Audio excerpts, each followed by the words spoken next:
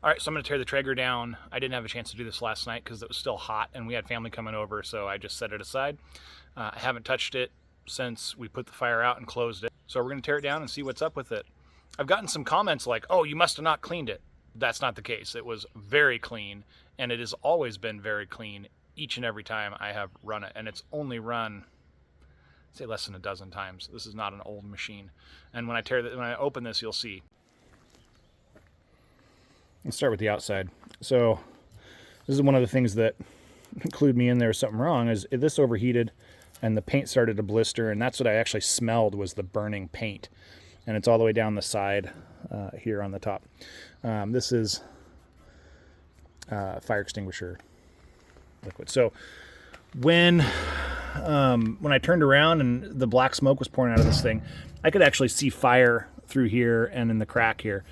And what I had was the little grease catcher was splattering fire grease everywhere, and you can see how hot burning grease landed on my spare foil packs, and the fire was, about the size of a basketball in here. And I hit that with the fire extinguisher before I grabbed the camera. People are like, why aren't you dealing with the danger and put the camera down? Well, I had dealt with what I thought was the danger. I knew there was still fire going on in the upper part of the Traeger when that happened, but I knew it was also contained. As long as it wasn't pouring out the opening, I felt like I was pretty safe. So I had a fire extinguisher fairly nearby. Like, it took me 5 seconds to just sprint around the corner and grab it and come back, and I put that out. So this is what's left in there, which we caught on the video when fire was still dripping down from the, I'd taken the can out. I put another foil bucket under there. This is the grease catcher bucket, and this is, of course, it's a little zinc plated bucket. So when this got hot and on fire, what we had was zinc oxidation happening. So that smoke, I'm sure, isn't helping anybody be healthy if we were breathing it. This was the foil container that was in there, and it is melted. You can also see there is barely any grease in it. There's a little tiny bit of grease in the bottom of my bucket here. But this was not a dirty grease trap. It just melted down and flipped over like that because there was nothing left because it got so hot. So let's crack this top open and take a look. So you can see this was a clean foil cover. When I started, we were half an hour into the pork belly cook, and what it looks like is the grease from the pork belly started to char because it was too hot. This is all the paint from the side here. So, this is coming off. I haven't cleaned it, of course, since the fire happened, or all that paint would be gone. We got paint peeling up here, paint peeled on the inside because this thing was engulfed in flames inside here. So I'm going to go ahead and pull the grates out. Like I said, this hasn't been taken apart since the fire happened. Burnt paint is still hanging on the grill here. Hope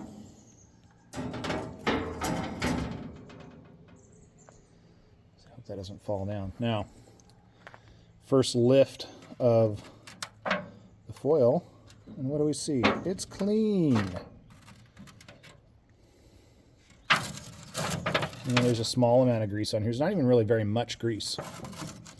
So to think, oh, it must have been too greasy. Well, this is not the first pork belly I've ever cooked in this Traeger, and pork belly generates a lot of grease. This isn't even getting started yet. There's hardly any grease. And between here and the bucket, there was almost none. So we've got the foil pack cover here. I'll set that aside. Now, this is all installed correctly. There's a tiny little bit of grease down here in the trap, just barely, and there's some burn remnants of grease there, but it is not, there's no grease buildup in here anywhere. I mean, I can run my fingers on here and I'm not picking up grease. It's dry. There's a little bit of water here from, it rained last night and I left it out here, so it's a little bit wet. But this was absolutely clean when the fire started. So if I pull this, got a tiny bit of burnt grease on the back of there, but I mean, none of it even landed on the front of that. Now the other comment that I got is, oh, you must have not vacuumed out the ash. Well, actually I did. I cleaned this the night before this cook, and I'd vacuumed out the ash. So there's a little bit of ash in here. Like I said, it ran for about half an hour. You can see how much ash is down in there. Not very much. It's what you'd expect from a half-hour cook. And then we got the firebox.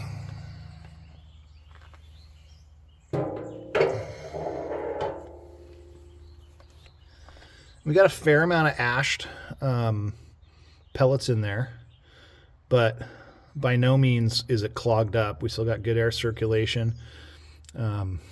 Certainly some pellets in there only partially burned. But, I mean, you guys go watch somebody's Traeger video on YouTube and tell me if their Traeger's as clean as mine. It was absolutely clean. Two issues that I have with what happened. One, I used Traeger's app, their recipe, and I followed it perfectly. I set the temps based on their recipe. It's possible that the cooking temp for the pork it's possible the cooking temp for the pork belly recipe was just too high, and that led to this. Or it's possible that the Traeger itself just ran hotter than it was supposed to run. You can see there's a little bit of ash here, what you'd expect at taking this thing out after half an hour running. Do you have a little bit of grease that got down here, which is interesting. This is not burned. Oh, not showing it. It is interesting. There's a little bit of grease down here. This is not burned per se. It's not charred, but it looks like it ran. No, there's just ash there. I was thinking maybe it had run in there, but that's probably the maximum amount of residue that's in this. Is that little bit of grease here, but it's not liquid. It's just a small amount there. But that is not where the fire occurred. The fire definitely occurred on this side.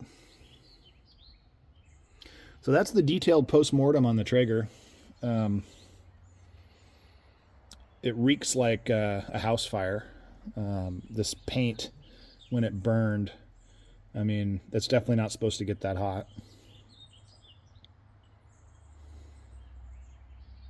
Still residue from the fire extinguisher in here.